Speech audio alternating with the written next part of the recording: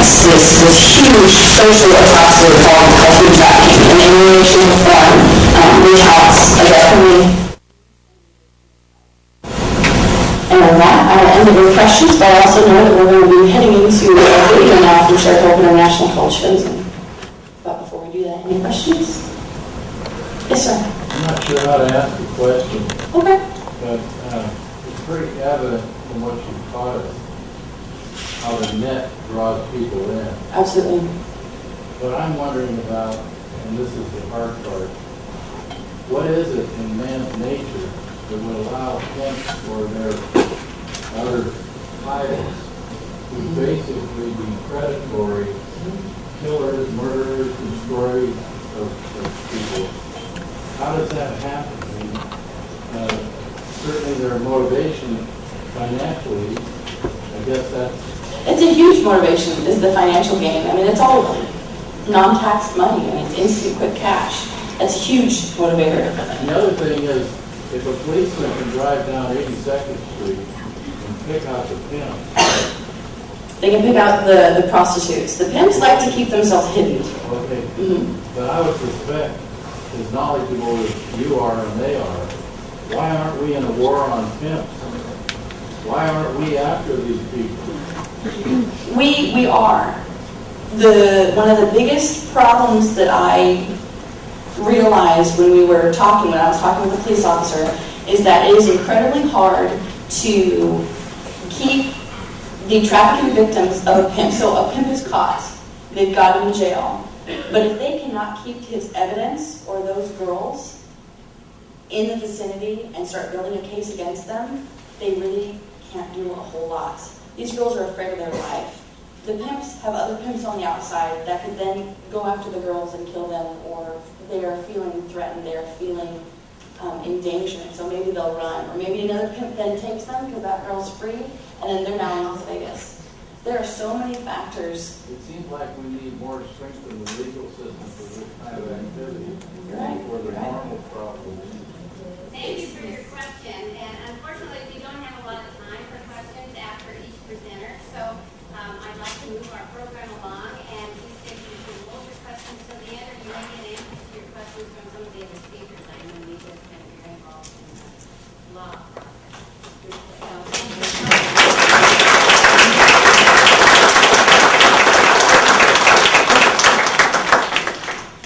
We really appreciate it. Thank you for that information. Sorry.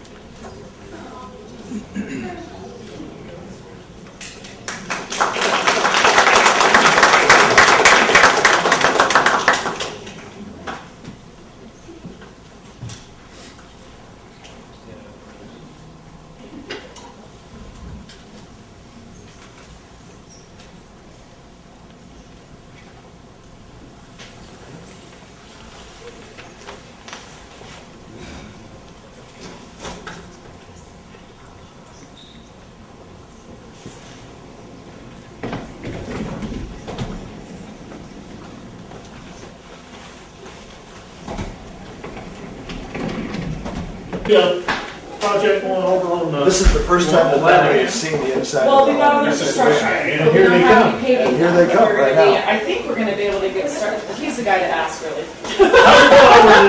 It's going good. I see a lot of work, and you know, about We're ready to start building now. We've got the lots laid out. as soon as it. A little less money will be out there. Start with money, that's okay.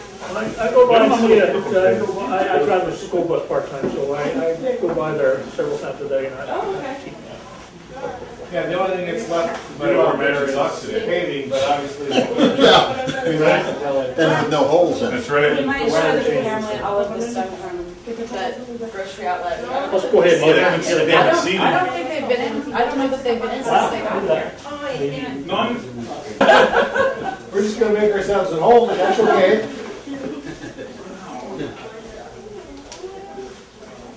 You can take your shoes off too if you want to. The grocery outlet provided on this video with all this stuff. You'll see the bathrooms have some towels and some cleaning products.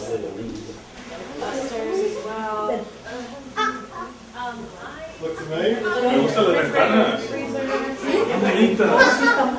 Sí. Yeah. Hey, Dave Adams. We are running video right now, recording audio and video of the family. Okay. Seeing the home for the first time. Okay. Is this the family right here? We're going to show them some of the things that they have set up right now. Sure. And then Dave will come and all right, talk to you for sure. Awesome. 3. Yeah. This right so we can see where we are. All right. Are we fine? Are we in the field? Yeah, you'll be able to see, and just kind of, as you ask questions, go ahead and talk to me. Treat this as like a third person. And every once in a while you just want to acknowledge them, but most of the conversation is us talking. Okay, and every once in a while we'll just look at the camera and then we'll probably have to jump you around as we talk to different people. That's okay. Just look at where you show up on the screen and make sure you're on the window. So the camera won't shift around. We have to stay in the field. Yeah. We're going to have a camera person today. Okay, we're all short staff right now. So I am over here. All right. All right? All right. 3, 2, 1. Hey, it's a big day in McMinnville, Habitat for Humanity. It's another dedication of another home, putting another very happy family in this beautiful home. You'll be able to go to our Facebook page. We're taking pictures of the home. It's gorgeous. It's nice and warm, too. In fact, the walls here, I'm told, are 14 inches thick. And a home just next door is designed a similar way, and their heating bill over a winter was $100, if you can imagine that. So very energy efficient. And we're talking to the Espinoza family. And let's go ahead and move the translator in here, if we could.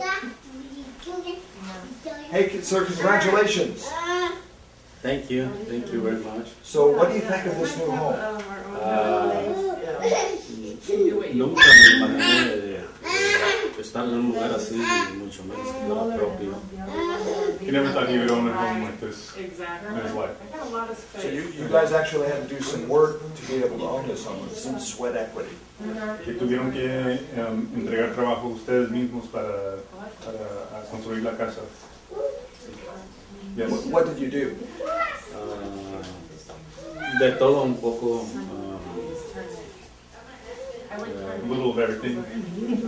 Por ejemplo, clavar, cortar, hacer cortes de madera, pintar. Pues de todo lo que se ocupa para construir una casa.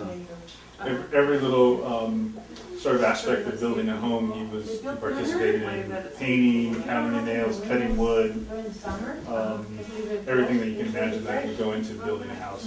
He was here. And what do you think of the generosity we've got across your outlet and builders and volunteers helping, giving you gifts in the dedication ceremonies that we had just a moment ago? Just an outpouring of generosity from the community to put you in your home. How does that make you feel? ¿Cómo se siente usted de todas las personas que han donado cosas y su tiempo para ustedes para realizar su casa? Pues la verdad pero muy agradecido, muy excitado, muy contento porque pues sí, aparte de lo que es la casa, no esperaba todo lo que la gente donó y pues no sé, me siento, ha sido un día muy especial para mí en especial, me imagino que igual para mi familia For him and for his family, very happy and excited, and also feel wonderful all the things that people have given them and donated to make this house possible. And so just like he must feel great about this experience, he knows that everyone else in his family feels the same way. It's amazing that it was pouring rain a moment ago, and when I was asking you how you feel, the sun's coming out. It's actually on cue almost. Que acabó de llover cuando usted empezó a hablar de cómo se siente usted. Salió un poco más el sol. Pues todo es por gracia de Dios, aún que estuviera viviendo es parte de la naturaleza, todo por obra de Dios. No deberíamos de quejarnos de nada, si está muy caliente, si está lluvioso, si está muy frío. Es parte de la vida. Al contrario, hay que estar agradecidos por las cosas que Dios nos da y más que nada tratar de ser más humano, más flexible con las personas que nos rodean. Y cuando actúo de esa manera, como que me siento más completo dentro de mí mismo, como que siento que sí soy digno de todo lo que Dios me ha dado. Pues, más que nada, súper agradecido, aunque hay momentos en que no encuentro palabras para decir gracias a Dios, pero Él sabe, pues Él conoce nuestras mentes, nuestros corazones. That rain or shine, it doesn't matter, that it's everything that no matter what kind of weather, what kind of trials, and he's thankful to God, and that he knows that God considers everything, and that his thoughts and his desires are realized by God, and also he said many things, but that he's most of all just muy agradecido de todo lo que, de las cosas de que no, that in spite of all the the things, the trials, that he knows that this is the way that life is, that there are things that happen in spite of all the rain. Sure. What does this mean to your family? I mean, this is life-changing for your family, isn't it? Que es algo que, un cambio de vida, tener una casa como esta, todo lo que les ha pasado en el año pasado. Sí, todo tan diferente y tan sorprendente. Ahora puedo decir que año nuevo, casa nueva y trabajo nuevo, o sea, son bendiciones que debemos de verlo y de entenderlo así, y estar una vez más agradecidos con Dios, porque Él nunca nos olvida. A veces somos nosotros mismos que nos apartamos de Él. Y sí, estoy muy bendecido. ¿Y su familia cómo se sienten ellos de tener esto? ¿Cómo piensan? ¿Deberíamos preguntarlos a ellos a lo mejor? Sí, me gustaría que ellos dieran también su opinión, porque no me gustaría decir algo que ellos no sientan. If you would like maybe them to express what they would like to say about this experience. Señora? Rocío. Congratulations. Felicitaciones. So what does this mean to your family? Para su familia, ¿qué quiere decir esto? ¿Qué significa todo lo que les ha pasado en este año? Pues la verdad, no esperábamos algo así.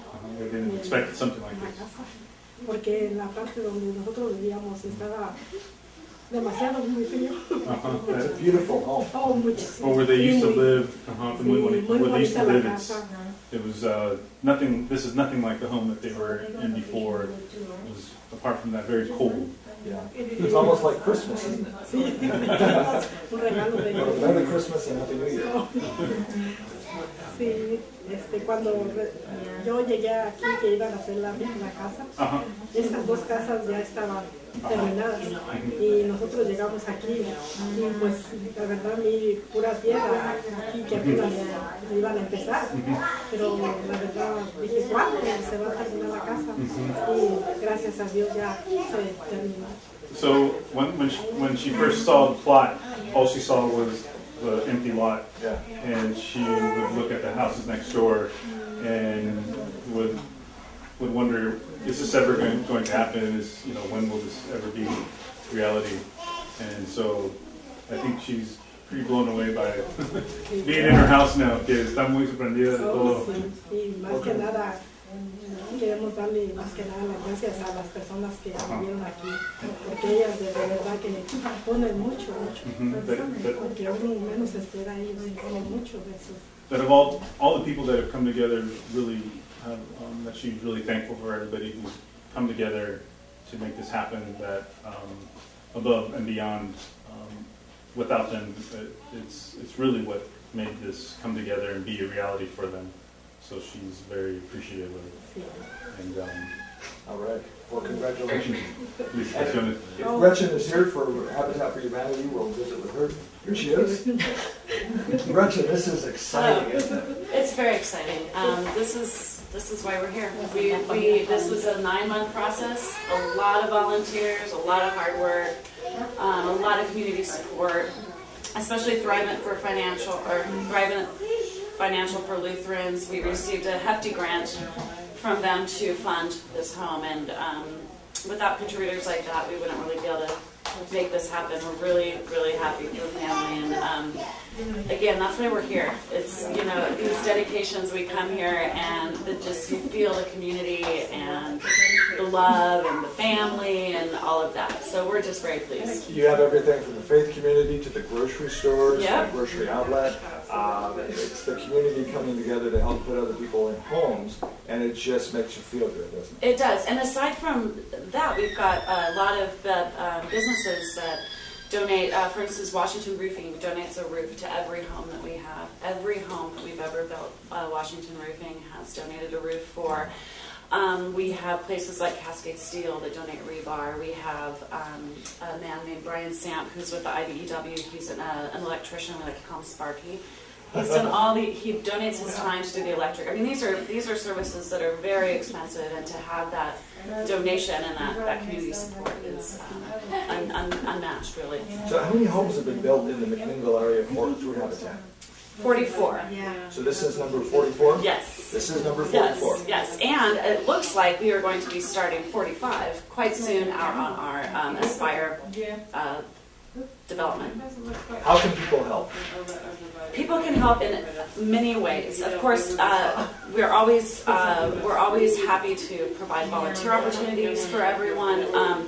But just if anything you can give, of course, we do accept cash donations. Seems good. Yeah, but there's a lot of ways that the community can give back, and that aside from money, the time and the commitment, and just look at the results. It's fantastic, and this home is beautiful, and it's warm in here. and dry. Warm and dry. Yes. And sit in here and say, thank God that you're in out of the elements. Yes. Some people right now, quite frankly, are living in that, and that just gives you cause to stop and think about wanting to get involved in an organization like Habitat for Humanity. Yeah, that's true. I'm proud to be part of it. Well, thank you for everything Dave. you do. Yes. In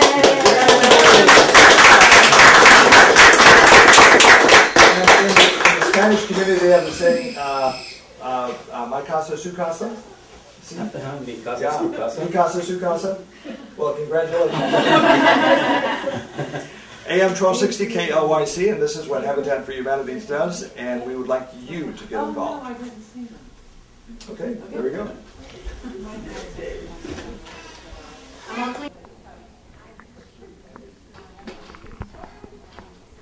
There we go. 3, 2, 1. Hey, I'm Dave, KLYC, and we are here at Chemeketa Valley. Where are we? Chemeketa campus in Yamhill County. In 3, 2, 1. Hey, I'm Dave, KLYC Radio, and we are here at the Chemeketa Community College campus in Yamhill County, and we have just experienced a presentation about human trafficking, usually for sex, but it can be other things as well. And one of the things that I really like to see is the room was filled with people wanting to know about this. With me is Terry Swenson. She's with Seroptimus International in McMinnville. Terry, this is a problem we all need to be aware of, isn't it? Yes, it is. It's a huge problem, and I just don't think people understand just how deep it goes. I was alarmed. I just overheard a conversation here. I'm not going to use the person or the department they're with, but even here in Yamhill County and in the state of Oregon, there are some officials that don't think this is a problem. And the person that I overheard speaking was, there was training being offered to those workers to look out for signs of human trafficking. And the supervisor said, no, you don't need to be involved in that because it's not something we're involved with. That's, to me, startling. Just from the speakers that we listened to today, it's a national issue, but it's a particular issue on the West Coast, and particularly Oregon and Seattle. They go back and forth between which city holds the number one position as the worst location for those people that can stay safe and not become victims of trafficking. It's huge in the Portland metropolitan area. So this is something that can happen in Baker. This is something that can happen in McMinnville. This is something that can happen anywhere in Oregon, or anywhere in the world for that matter. Yes, one of our presenters had a chart of the state of Oregon with push pins, and it showed all the way from Pendleton down to Brookings, all the way east. It just encompasses most all of our communities. And so what we would advise you to do is learn the signs, learn what to look for, learn just what's going on, how these guys, Johns, pimps, whatever you want to call them, work these girls and get them to trust them. And then they ask them to do something like have sex with a friend or something, and then they get ensnared in this human slavery. One of the speakers we just listened to, which was a horrific story, a gal who had been befriended by a man that she felt close to, had her in Seattle, had her tied down and bleached her hair, and in a strip club within 24 hours. That's startling, and that happened here in the Northwest. Right here in the Northwest. Yeah, he took her to Seattle. Okay. Now, Seroptimist, why has Seroptimist decided to embrace this issue so much? Well, our international organization, each president picks different projects that they feel are big in our world that need to be addressed. And our international president, about 6 years ago, chose human trafficking as the number one issue that we would support and get behind. And as a result of it, many of our clubs, particularly again here in the Northwest, have gotten on board, and we continue to try to raise awareness about this issue and help people become informed that it's not an international problem, it's a local problem. Alrighty. So if you want to find out more, you can contact Seroptimists. If you want some information, you can contact the radio station. We'll put you in contact with folks such as Nita Bellows, Nita Bells, I'm sorry. There was a Nita Bellows that I'd known from years ago, and I keep calling Nita Bellows, but it's Nita Bells, who's very informed on this. In fact, one of the speakers here today. I believe, is she still with Oath? Oregonians against the trafficking of humans. Right. Look it up online, Oath. Yes, thank you so much, and we appreciated her comments. She talked a lot about the Super Bowl, which she's very involved in, and she will be heading to New Jersey within the next couple of weeks. Look it up online, and we'll be talking more about it in the future on various other stories that we do. Terry, thank you for Seroptimist's interest in this. It's something that we all need to be aware of. Thank you. Thank you for your support. We appreciate you being here. AM 1260, KLYC, and that's one of the things happening in the community and one of the things that we can be involved and help make a difference.